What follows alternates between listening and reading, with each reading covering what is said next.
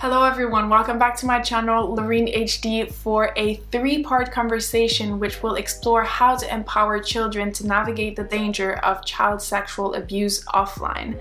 And what better time is there to explore that conversation than April, which is Child Abuse Prevention Month.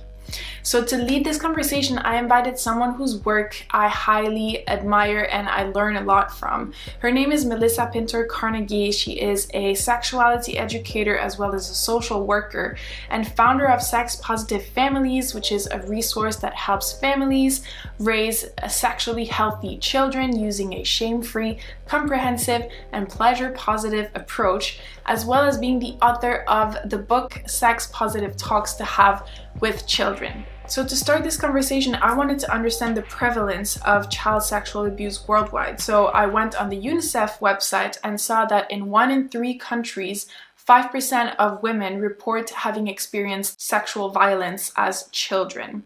And considering that we've been staying at home for the past year, this number is likely to be a lot higher. But when I mentioned these statistics to Melissa, she rightfully pointed out that these statistics are based on reported cases, which are only a fraction of all the occurrences that actually happen, because children either don't disclose the sexual abuse they have undergone, or they do disclose it to caregivers who then don't take legal action to support these disclosures.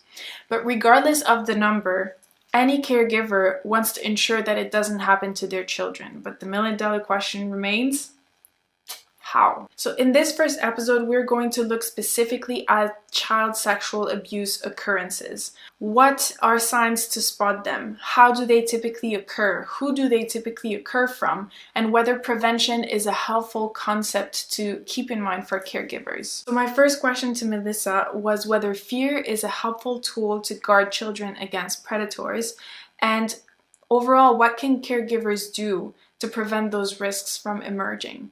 And already, Melissa had a very helpful reframing for me and caregivers to keep in mind. Prevention can really be a misleading concept because we're not able to control the outcomes of another human being or the experiences or their choices, but we can be of influence. And we can certainly, especially as adults with young people, we can certainly be a support. If a disclosure happens, if and when something unsafe does occur, what can we do? Because also often it's not always the act of abuse or the act of trauma that causes the most challenges for someone. It can often be more what happens after that or doesn't happen after that has lasting effects. We're preparing them to recognize when a situation or a choice or a person is safe or comfortable or okay or desired, making sure that they are clear that I will always believe you, I will always support you, I am here to help keep you safer.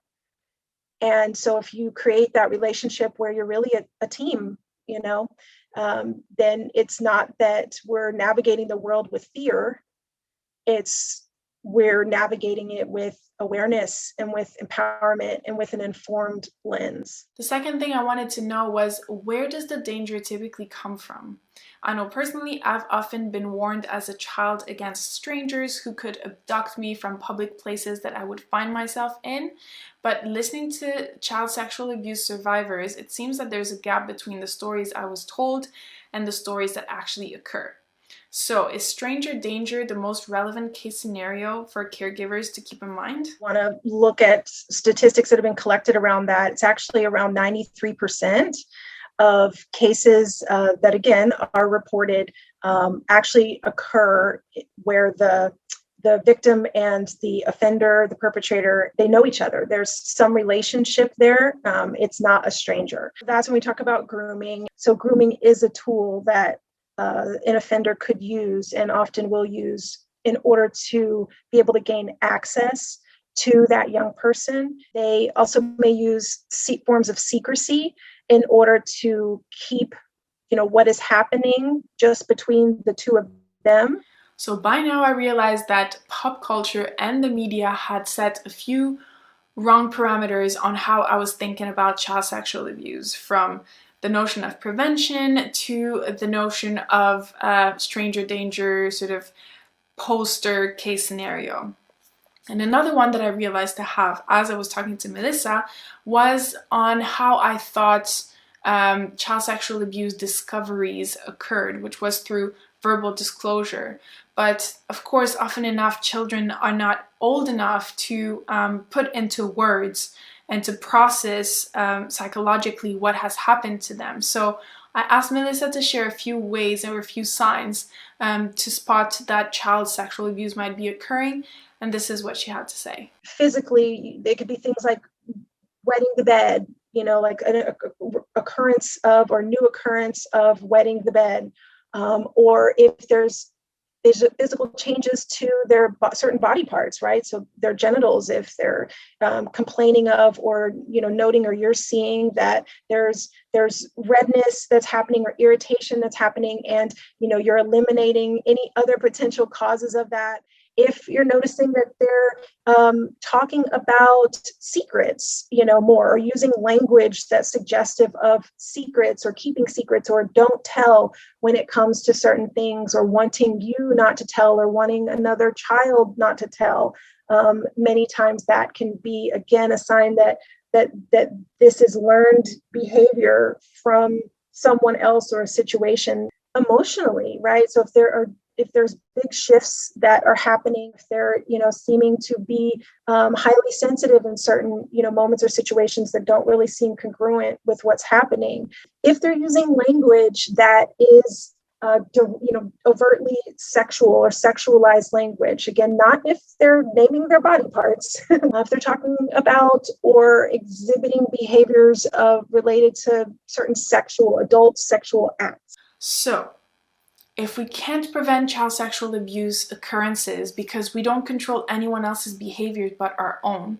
Melissa still had so many useful ways to share with caregivers on how they can support their little ones to understand what feels safe or doesn't feel safe, and helping them express it when they're old enough to do so. And this work is done both through verbal communication, so essentially the things that we say and the redirections that we provide, as well as nonverbal communication, how we behave and act when we are around them. And this is exactly the theme of the 2 upcoming episodes. One will be on what caregivers can say to empower children against unsafe touch, and the other one is around what caregivers can do to empower children against unsafe touch. It's already the end of this first video. If you found it valuable, please leave a thumbs up and don't forget to subscribe to be notified of the next episode dropping next week. I'll let Melissa wrap up with a few more words on the work that she does with sex-positive families. That's it. Thanks for watching, and I'll see you soon. Ciao.